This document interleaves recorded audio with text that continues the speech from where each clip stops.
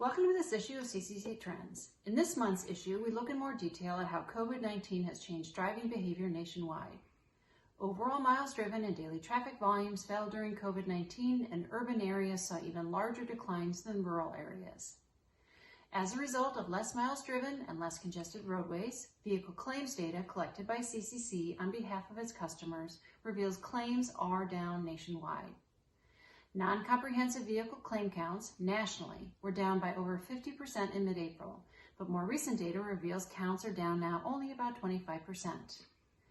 As roads opened up, drivers' appetite for risk grew. Rather than experiencing the safety benefits of an open road, drivers increased speed, were more distracted, and braked harder. With many vehicles traveling at faster speeds, those that had accidents saw greater damage, not only to the vehicle, but potentially to its occupants.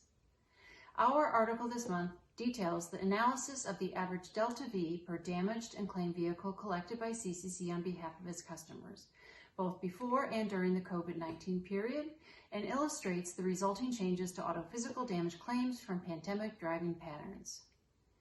As we slowly emerge from the shelter-at-home directives, none of us truly know how many of these driving changes will be permanent.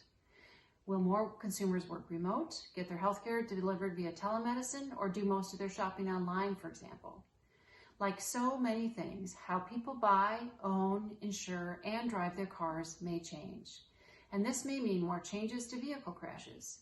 While predicting how driving in the U.S. will change is challenging, it is likely that the nature of driving risk forever has changed. Thank you for joining us for this issue.